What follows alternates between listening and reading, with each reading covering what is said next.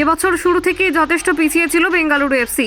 আসলে এই সিজনে আন্তর্জাতিক টুর্নামেন্ট থাকার দরুন প্রায় অধিকাংশ সময় জাতীয় শিবিরে থাকতে হয়েছে সুনীলদের। কিন্তু পরবর্তীতে আইএসএল এর দ্বিতীয় লেগে ঘুরে দাঁড়ানোর ভাবনা থাকলেও তা সম্ভব হয়নি। পয়েন্ট টেবিলের অনেকটাই নিচে থেকে এবারের অভিযান শেষ করেছে আইএসএল জয়ী এই ফুটবল ক্লাব। তবে সেই হতাশা কাটিয়ে অনেক আগে থেকেই নতুন মরশুমের প্রস্তুতি শুরু করে দিয়েছে বেঙ্গালুরু এফসি। সেই জন্য ক্র্যাটকির দল থেকে পেরেইরা দিয়াজ থেকে শুরু করে তিরি সহ মুম্বাই দলের অধিনায়ক রাহুল ভেকে ও নতুন সিজনে যুক্ত হতে চলেছে বেঙ্গালুরু শিবিরে।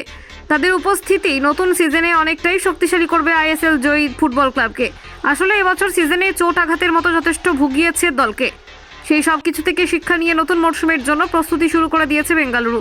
তবে শুধু খেলোয়াড় চূড়ান্ত করাই নয়, নিজেদের দলের একাধিক ফুটবলারদেরও ছেড়েছে দল, যাদের মধ্যে রয়েছেন দানিশ সেন্টার ফরওয়ার্ড অলিভার ড্রস্ট এবং দাপুটে বিদেশি সেন্টার ব্যাক স্লাভকো ডামজানোভিচ। উল্লেখ্য, গত সিজনে সবুজ মেরুন জার্সিতে আইএসএল চ্যাম্পিয়ন হলেও এবার তাকে দলে রাখেনি মোহনবাগান। পরবর্তীতে যোগদান করেন বেঙ্গালুরুতে, কিন্তু খুব একটা ভালো পারফরমেন্স থাকেনি তার। কিন্তু সেখানেই শেষ নয়, এবার নিজেদের দলের আরও দুই ফুটবলারকে বিদায় জানালো বেঙ্গালুরু এফসি, যাদের মধ্যে রয়েছেন অমৃত গোপী এবং বিক্রম সিং। যতদূর শোনা যাচ্ছে আইএসএল জয়ী আরেক ফুটবল ক্লাবের সঙ্গে যুক্ত হতে পারেন এই দুই ফুটবলার। কলকাতা 24/7.in।